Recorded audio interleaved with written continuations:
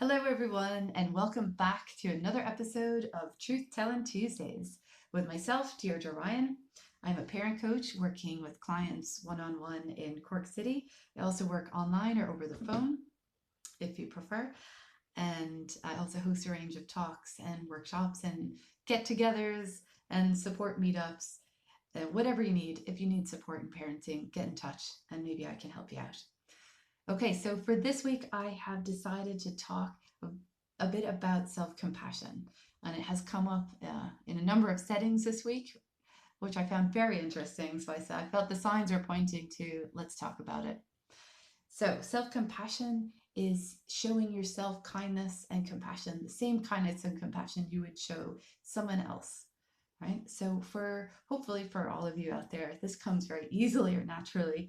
For me, it doesn't. I tend towards to be very critical of myself, and it is something I'm aware of. It's something I'm always working on and always looking to understand better and to support myself through that. So this week I was on a conference with parenting with the Happily Family Conference, and Dr. Neff was one of the speakers, and she's also a parent. And she was talking to us about the need and the necessity for us to be able to self-regulate, the importance, self-regulating too, but of having self-compassion, right? The way we speak to ourselves is really, really important, not only for ourselves, but for our children, for everyone around us. And our children in particular are co-regulating with us. And if we're speaking negatively towards ourselves, we are going to set off our own nervous system response, right? When we speak negatively towards ourselves, we become the threat. So we become the threat and the threatened, right? So it is really, really, really important how we speak to ourselves. And our children, spoken word is not our first language, right? So our children are picking up our body sensations and our reactions and our unspoken language, right? So again, she kept stressing the importance of the self-compassion for ourselves and giving ourselves permission to turn towards our challenges and acknowledging that these are challenges for us. And even in the moment, if our child is having a really, really challenging time, right, to bring the attention again back to ourselves and say to ourselves, this is okay. You're having a hard time. I hear you, to ourselves, right? Because what can happen is that will help regulate us and will help our children be able to regulate a lot faster, right? So again, giving ourselves that permission to take care of ourselves and look after ourselves, right? It's so crucial and it's so important. And I feel like, myself included, we've not been supported or encouraged to look after ourselves, support ourselves, show compassion to ourselves. It may be on the bottom of our list. And the irony, it has to be on the top. It just has to be on the top. So it's a daily practice. So very quickly, what I wanted to share today, and I will put in a link to Dr. Neff's website as well, so you can do a deeper dive on her work and what she's offering. She's got lots of resources on her website, as well as books that she's written as well with Dr. Chris Chermer, and an online course I think I want to take myself. So might have more information for you in another video. But what I just want to share today is the 3 components of self-compassion.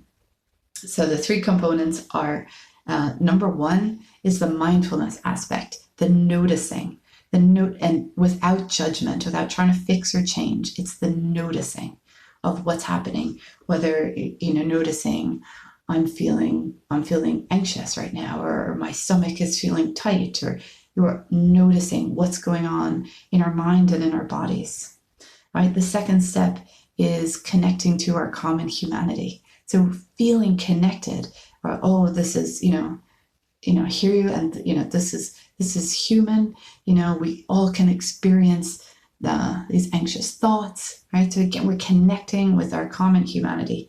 The third step then is the self-compassion. It's the kindness, right? So again, we're treating ourselves like we would a friend in distress. Saying, oh, wow, honey, I hear you. You're feeling really anxious about that. I hear you're worrying what's going to happen in the future. um, I hear this is hard for you, right? So really, really just showing up and acknowledging what's going on for you, saying, this is hard right now. You have such strength that you'll be able to work through this, right? The things that you would say with a friend as well when you're supporting them. So it's those three aspects. It's the mindfulness aspect of noticing, it's the connecting to our humanity, our common humanity. So it's the connection, and then it's the kindness, right? The self-compassion that we're showing ourselves. So she's laid out those three ingredients to self-compassion. And again, I'll write that into the email as well, so you'll have it and you can go on a deep dive as well.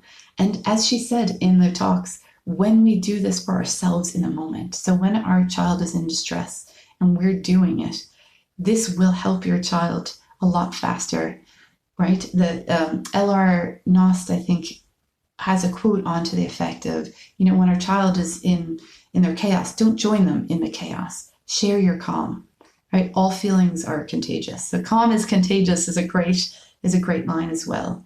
Do you know? So it's like, again, we can't pretend calm from a physiological perspective, right? That self-compassion will help to bring down the nervous system. It'll help to slow down those stress chemicals that are being pumped around the body, right? So this is such a powerful tool. We don't need anything else other than our own awareness, or we don't need anything in the moment. You can use gentle touch with yourself. You have yourself, if that feels right for you, that can help, right? You can use the tone of your voice, and then we use the thoughts that are going through, right? But when we do this, our children do react and can re-regulate a lot faster. And I had an absolute perfect example this week for myself as a parent when my own child was in a very distressed state and I wasn't sure what to do. And I was feeling like it was is a won't instead of a can't, right? And sometimes we get that wrong, So it felt to me like it was a won't and not a can't. And, I tried a new strategy. I thought, I was like, well, this is what I have to do, and I'm going to do that, with myself. And, it ended up not being the greatest thing to do, and the situation erupted. It got worse, but in the past, and by in the past, I mean, maybe last week, before I know any better, I would have been judging myself. I'm like, oh my God, you got this wrong. What did you do? This is all your fault. You're so stupid. You're a bad parent. Like, you know all this stuff and you're not doing any of it. This really, because I'm alarming myself, right? So in the past, keyword, I would have done that. But because I had just had this week of experiencing self-compassion, I was able to stay present. I wasn't critical to myself. I didn't harm myself with my thoughts and my words.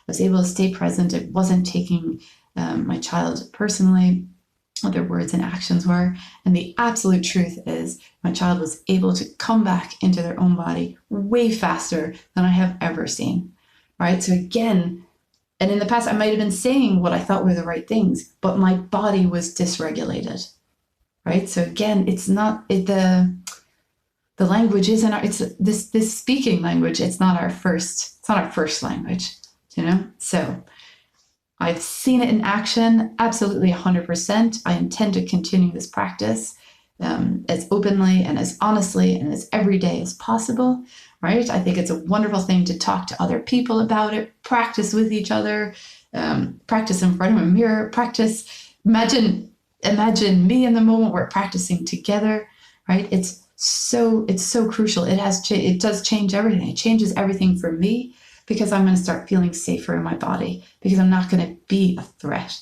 anymore to myself with my thoughts, right? So I'm going to feel safer in my body. I feel safer. We're all going to feel safer and calmer.